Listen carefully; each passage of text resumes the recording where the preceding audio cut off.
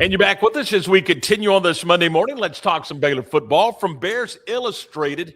We welcome into the program Garrett Ross. Garrett, good morning. How are you, my friend? Good, man. How about you? Doing good. I appreciate your time as always. Let's dive into this thing. We're a couple of weeks in. Your overall assessment of camp and what they've gotten done so far. I mean, I think they've done a really good job of figuring out who they are, right? Like coming in, you had a lot of smoke around that. You had lawsuits overlooking the program. You weren't sure who you were going to have available and everything. And we're 2 weeks into camp now, and all that's cleared, right? Like your Karr Walker is ineligible. Now you've had to pivot along the offensive line. You moved Cade Saraki over to be your center. So you're starting to come into your own in that unit as well. You had Hosea Wheeler's case ruled where he's eligible to play. So you bring him into the fold, and you know that you have your complete defensive line ready to roll again. I think they've done a good job of adding people as well. You added Trayvon Mitchell, the USF addition, was part of that 5-for-5 deal last that with the Colorado lawsuit that was able to come in, and that was a piece where you were looking at Mitchell as a assurance piece if Wheeler wasn't available. Now you look up at the court, everything falls into the fold where you get both of them. So you're looking really good from a depth perspective along the defensive line. And I think you're just starting to see that come into its own. And then you know who you have. You know the identity of this team and what it is. And now it's more so we've got all the little things figured out. Let's focus on Auburn to get to the task at hand at this point. Is the defensive front, is that the strength of this football team today? Oh, without a doubt. I think right now that's clearly the strength of this team. And I was hesitant on it, honestly, just because we've seen this in the past and you've had guys come in and there was expectations and they just weren't able to reach it. And there was one interesting quote that I really found that summed this up, and it was from fifth-year defensive lineman Devontae Tezzino. And he was like, man, I've been here before, right? Like we've had a lot of guys in the past that were just on the defensive line. But this group right here is different. They're actually putting in the work. They're coming together. And I think that speaks to somebody who has seen this in the past. It kind of can attest to the inside the room philosophy of what I'm saying is we've seen them try, but it just wasn't working. So I think that now they know and everybody's fully bought in that, yeah, this is without a doubt, it has to be the strength of this team. Now, conversely, are they still, and I know you talked about moving some parts around up front, but the offensive line, I think, still has some concern. Would you agree? Yeah, you have. I think there's some uncertainty, right? Because you brought in 10 new faces on the unit. You have one offensive lineman coming back in the older Saraki. So outside of that, you had no experience. But I think you've done a good job of you have every position group established right now outside of battling it out for right guard. And in that position, I think you got to be pretty confident in who you have battling it out. You have Cole Rett from Toledo that's in the mix there. And I think this is one where I'm trying to figure out who he's battling it out against. I completely blanked on that. But you have the other transfer that came in from South Alabama that he's battling it out with right now. And both of those are really big guys. I think that's the only position that isn't solidified on the unit right now. But by the time Auburn rolls around, you're definitely going to have that one in the fold. You know, one of the things that I've noticed, listening to not only Dave Aranda, but these position coaches talk about, we're at stage 4, we're at stage 5 in the install. They've been able to, through the spring and really into summer, they've been able to get things done. And so they're in fall camp, and they feel like they're way ahead of schedule. Is that coaches giving us a little pep talk, so to speak, or are you buying that? No, I think there's truth to that. I think that goes to Joe Klanderman bringing over some of the staff members that he had with him to be a part of this staff right now, and they're bringing over a lot of those players that were part of Kansas State. So when you're implementing that system and you're putting it in, it makes having those experienced voices in the room make that transition smoother. And I think at this point they have done that. They've done everything right, and they're clicking on all cylinders right now. How good can this defense be? Oh, that's a good question. I think at this point, if you're looking, they should be a top middle tier of the Big 12. And when I say that, I think of the Big 12, you have to break it down in fours, right? Where 16 teams, I think they're in that second tier. They could be in that second tier towards the top. So I'm thinking probably about 7th, 8th best team within the Big 12. And there's obviously expectations to be better than that. I think what you obviously look at Texas Tech as the standard. You want to be up there with them. Houston's done a really good job of addressing the trenches at BYU. And then you always throw a Utah in there because that's just how their identity has always been established. I think you got to want to be on the same level as them. But right now, I need to see it with this group.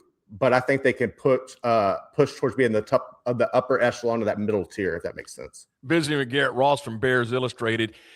Garrett, this team, I believe, gave up about 33 points, 32 and a half points a game. Yeah. What is the number that they need to hit in order to give their offense an opportunity in order to win football games? I think in this situation, this offense is always going to put up points, right? I think the defense can give up no more than like 24 a game. That gives Baylor a chance. That because DJ Lagway can make plays happen. I feel confident in the running back room. I've been hesitant with the injuries that plagued a lot of those guys. But after seeing some of the films coming out, I don't think that's a problem anymore. And I think they've really done a good job of – I'm still not sold on the offensive line being great, but I think it's going to be good. But I think the expectations are they should be better than people are expecting. So when you mentioned DJ Lagway, how prolific do you think this offense will be early? Now, as they progress through the season, I think this thing will they'll add more pieces to it. But how good can they be on opening day when they go to take on Auburn in Atlanta, the Aflac Kickoff Classic? I mean, that's going to be fascinating because it's really going to depend on can this offensive line hold up because he needs time to make plays happen. I feel confident that they can put the rushing attack is going to be good. I think that they can rotate the players in there. You also saw the wrinkles coming out where they're doing some option work using DJ's legs. I think you're going to see DJ really run the ball a lot this season as well.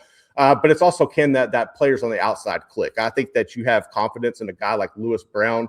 Like I've mentioned this whole time, he played in 4 games last year coming in from Colorado State. Now he's sat out, saved this year of eligibility, and he's clearly the number 1 receiver in this room and he's got great rapport with DJ Lagway. So you have confidence that he can make plays. I think when you get into these situations where you need a first down, it's 3rd and short or 2nd and short, you got a guy like Gavin Freeman that you could really rely on from Oklahoma State that comes in and can get those yak plays and those short things across the middle to get some points. So I think if you have it clicking and the offensive line can hold up and give DJ time, they could put up some points on this Auburn defense. Do we know how the tight end will be implemented in this system with DJ Lagway?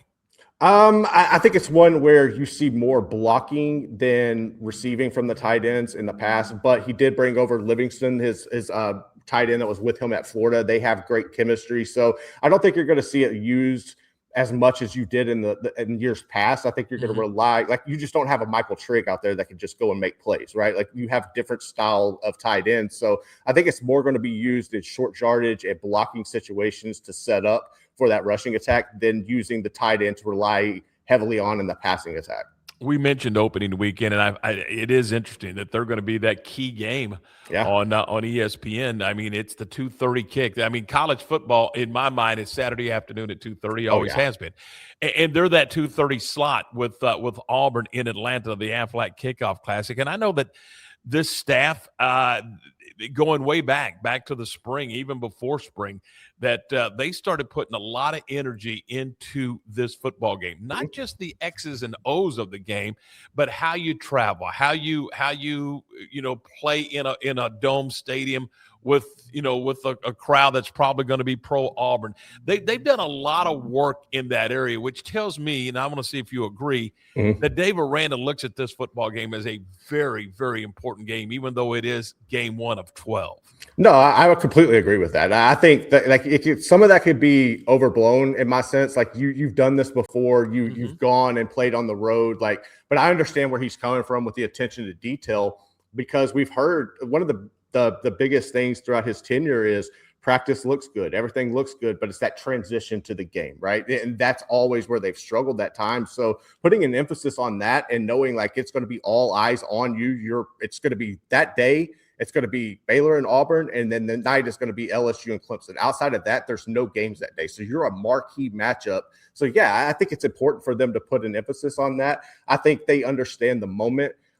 This to me is a must win. Like this is a must win for Dave Aranda. And I've gone back and forth on this. I've really felt like Auburn had the better matchup or the better team. I like Golix as a coach. I really think he's a tremendous coach.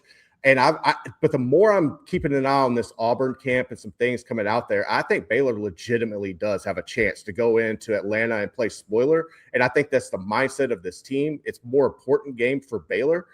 You have Dave Aranda, who's on borrowed time at this sense. They need this matchup. Auburn came into your house and embarrassed you last year. And if you're looking at it from an Auburn perspective, to me, it's a clean slate. Alex Golesh is coming in and trying to start over. So there's not that type of expectation. There's not that same expectation or pressure on his shoulders for this matchup. So, yeah, this is a big one, man. If Baylor can win this, and then you could start off possibly 4-0 heading into that Colorado game at home, with knowing that you have the final 3 games being Tech, BYU, and Houston, you got to get as many of these marquee matchups and these wins as you can to get bowl eligible for that stretch. And I think they can do it right here. Yeah, they got to stack them, don't they? They got to stack them. What about in the one area we really haven't touched base on is kicking game. Could the Auburn game come down to the kicking game? It's very possible, right? Especially when you get into these tight situations, and if it's a very similar play, like you cannot. I think that special teams is one of those things that gets overlooked at times, and unfortunately, we see you got to put an emphasis on it. It's very important because it could cost you. It's a make or break thing that could keep you from winning a championship or not. In this scenario, yeah, it very well could. And I think the advantage has to go to Baylor in the kicking game, not necessarily from a field goal perspective, but from flipping the field. When you look at Palmer Williams, you got the better punter. I mean, a guy who's significant, got that big foot on him. Yeah, he's absolutely going to be able to flip the field for Baylor and pin Auburn back. And then we can see, is that defense ready? Is that defensive line going to hold up? Can you make Auburn work for 80 yards down the field to try to get 3 to 6 points on the board? Yeah, I think that's going to be massive if Palmer Williams could give Baylor an advantage in that area.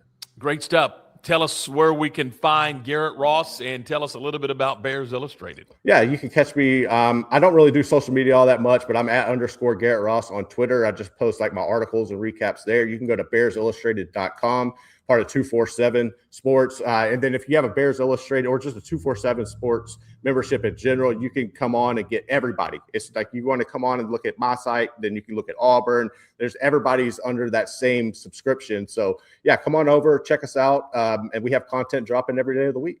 Garrett, thanks. Appreciate your time. Thanks, man. Thanks for having me. Garrett Ross from Bears Illustrated.